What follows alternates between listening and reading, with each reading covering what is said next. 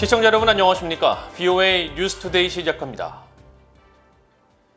미국 정부가 대북 정책의 중심에 인권 문제가 자리하고 있다며 북한 인권을 계속 우선시할 것이라고 밝혔습니다. 취임 후 줄곧 인권과 민주주의 회복을 강조하고 있는 바이든 행정부가 북한의 핵 문제와 함께 인권 문제에 대한 원칙을 재강조한 것입니다. 첫 소식 함지하 기자가 보도합니다. 미국 국무부 대변인실 관계자는 19일 미국은 외교 정책의 중심에 인권을 놓는 것에 전념하고 있고 여기에는 북한도 포함된다고 밝혔습니다.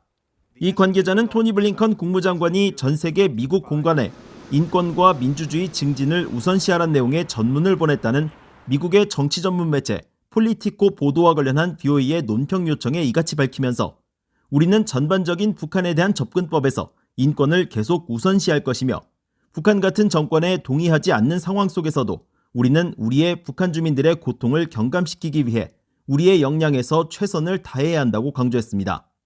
앞서 폴리티코는 지난 16일 블링컨 장관이 해외 각국에 주재하는 미국 외교관들에게 인권과 민주주의 증진을 우선시하라는 내용의 지침을 보냈다고 보도했습니다. 이와 관련해 바이든 행정부 출범 후 6개월 동안 당국자들은 인권과 민주주의 증진을 외교의 중심에 놓겠다는 구상을 여러 차례 밝힌 바 있습니다. 특히 블링컨 국무장관은 지난 3월 한국을 방문해 북한 인권 문제를 정면으로 거론하면서 이를 좌시하지 않을 것이란 점을 분명히 했습니다. And the authoritarian regime in North Korea continues to commit systemic and widespread abuses against its own people.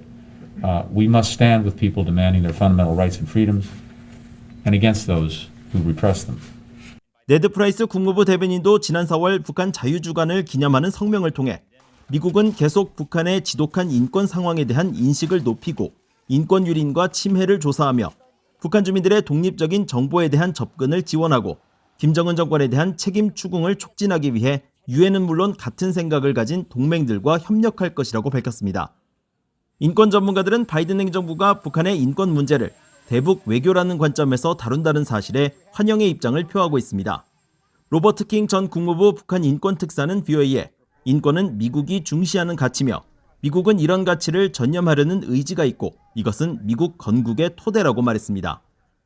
로버트 코엔 전 국무부 인권 담당 부차관보 역시 미국에는 북한의 인권 상황을 논의해야 할 의무가 법으로 규정돼 있다는 점을 강조했습니다. VOA 뉴스 함지하입니다.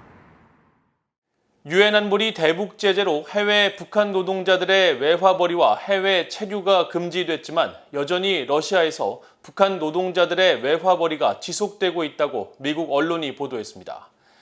미국 워싱턴 포스트 신문은 18일 러시아 현지 취재를 통해 이같이 밝히고 극동 블라디보스토크의 유명 인터넷 광고 사이트에는 북한 노동자 채용 공고가 별도로 운영되고 있는 실정이라고 밝혔습니다.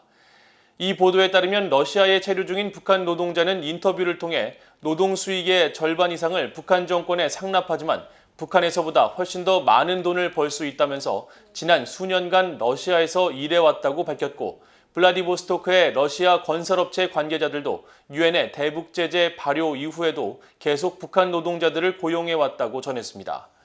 워싱턴 포스트는 유엔 안보리 대북 제재로 북한 노동자들의 본국 송환이 2019년 12월까지 모두 완료됐어야 했지만 북한과 러시아 국경 지역에는 여전히 많은 수의 북한 노동자가 아무런 제한 없이 체류하며 활동을 하고 있다면서 신종 코로나 바이러스 대유행에 따른 국경 봉쇄로 경제적 어려움을 겪고 있는 북한이 해외 노동자들을 통해 외화벌이를 지속하고 있다고 전했습니다.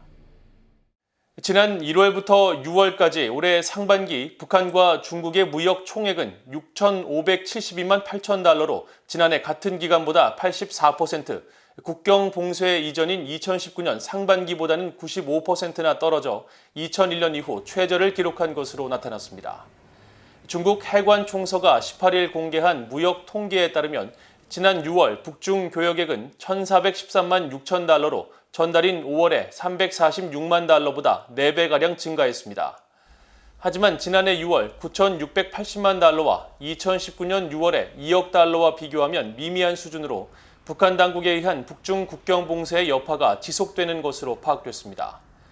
6월 북중 교역액 1,413만 6천 달러 가운데 북한의 수입은 1,231만 8천 달러였고 중국으로의 수출은 181만 8천 달러를 차지했습니다. 6.25 한국전쟁은 수많은 한국인들뿐 아니라 한국을 돕다 숨진 미군 전사자 가족들에게도 아픔을 남겼습니다.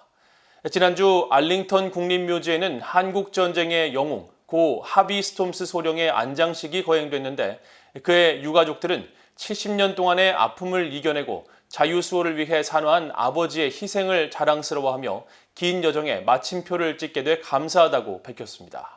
김영권 기자가 스톰스 소령의 안장식을 다녀왔습니다. 미국의 수도 워싱턴 DC가 내려다 보이는 알링턴 국립묘지.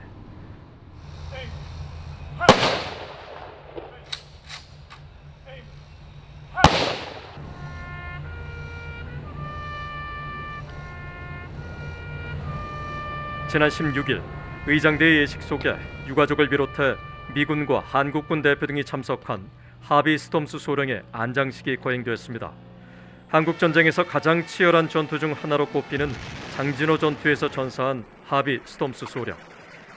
2차 세계대전 참전용사 출신의 미국 육군 제7보병사단 31년대 소속으로 인천 상륙작전 등 여러 전투에서 공을 세웠던 그는 1950년 12월 1일 혹한 속 장진호 전투에서 숨을 거뒀습니다. 당시 34살이었던 스톰스 소령은 넷째 아들을 임신 중인 아내와 어린 아들 삼형제를 두고 있었습니다. 올해 80살이 된 장남 샘 스톰스 씨는 일본 도쿄 기차역에서 배웅한 아버지의 모습이 마지막이었습니다. You know, and he turned around and looked back, and you know, he had kind of a puzzled look on his face. You know, didn't want to go. Maybe it was a, you know, hated to leave, but he had 3 growing boys. 이후 아버지의 전사 소식을 듣게 된 가족은 10년 뒤 어머니가 암으로 세상을 떠나는 어려움을 겪었지만 남부 텍사스 작은 마을에서 할아버지, 동네 어른들의 돌봄을 받으며 자랐습니다.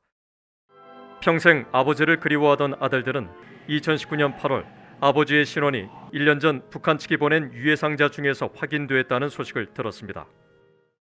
Greg said, "Sam, we found your daddy." I said, "You're kidding." "No. Can't be, Greg. No." And then I started bawling. So I pulled over to the side. I cried for quite a while. And then when I could quit crying, I called my brothers. 미군 의장대는 이날 스톰스 소령의 관을 덮었던 4개의 성조기를 백발이 된 아들들에게 전달하며 경의를 표했습니다. 4 형제는 신앙의 자유 등 마땅히 지켜야 할 자유를 위해 싸운 아버지와 눈부시게 발전한 한국이 자랑스럽다고 말했습니다. Today's funeral was really about the honor shown to my dad, and that's what it's always been about. Even we were able to visit Seoul a couple of 3 years ago, and this honor we experienced toward us because of what my dad did, and that's been the biggest blessing. You know, we were there helping a fellow nation against tyranny and oppression, and that's what we're all supposed to do, you know. And especially as American, that's in our culture, and that's apparently what my grandfather stood up. He stood up for those who couldn't stand up for themselves or unable to at the time. So we don't blame anybody. 스톰스 소령의 유가족은 이날 안장식이 사랑하는 가족을 70년 이상 기다리는 다른 한국전쟁 실종자 가족들에게도 희망이 되길 기원했습니다. 북한군의 기습 침공으로 시작된 한국전쟁에서 자유를 지키다 전사한 미군은 36,574명. 스톰스 소령은 71년 만에 그리던 조국 산하에 안장됐지만 아직 한반도에서 돌아오지 못한 미군 실종자는 7천여 명에 달합니다. 미군 당국은 이들을 끝까지 찾아내 사랑하는 가족의 품에 전달할 것이라고 거듭 강조했습니다. BOA 뉴스 김영걸입니다. 미국 펜실베니아주에 거주하고 있는 한국전 참전 용사들에게 한국 정부가 수여하는 평화의 사도 메달이 수여될 예정입니다. 펜실베니아주를 지역구로 하는 공화당의 팻 투미 연방 상원의원은 최근 성명을 통해 무소속의 존 유리착 주 상원의원과 함께 평화의 사도 메달을 전달하기 위해 펜실베니아주 한국 총영사와 협력하고 있다고 밝혔습니다. 평화의 사도 메달은 한국전 참전 용사의 희생과 공헌을 기리고 감사와 예우를 표명하기 위해 한국 정부가 1975년부터 한국전 참전 용사와 유가족들에게 수여하고 있는 메달입니다. 투미 의원은 성명에서 한국전 참전 용사들에게 평화의 사도 메달을 수여하게 돼 영광이라며 한국전 참전 용사 가운데 상당수는 반세기가 넘는 기간 동안 이름 없는 영웅이었다고 밝혔습니다. 미국으로 신병이 인도된 첫 북한 국적자 문철명의 법원 출석이 2달 뒤로 연기될 것으로 보입니다.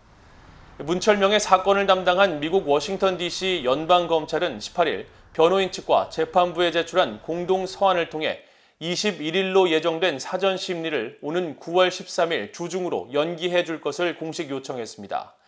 검찰 측은 서한에서 변호인 측과 이번 사건 진행 방안을 논의해 왔으며 양측은 사전 심리가 계속되는 것이 모두에게 도움이 될 것으로 판단했고 새로운 날짜에 대해서도 합의를 이뤘다고 밝혔습니다. 이에 따라 재판부가 연기 요청에 동의할 경우 오는 21일로 예정된 사전 심리는 9월 중순에 열리게 됩니다. 말레이시아에서 무역 업무를 담당했던 문철명은 지난 2019년 5월 돈 세탁 등 6개 혐의로 미국 법원에 기소됐으며 같은 달 미국 정부의 요청을 받은 말레이시아 당국에 체포된 뒤 미국으로 인도돼 수감 상태에서 재판을 받고 있으며 지난 5월 13일 화상으로 열린 인정신문에 참석해 자신의 혐의를 부인했었습니다. 이상으로 VOA 뉴스투데이를 모두 마칩니다. 시청해주신 여러분 고맙습니다.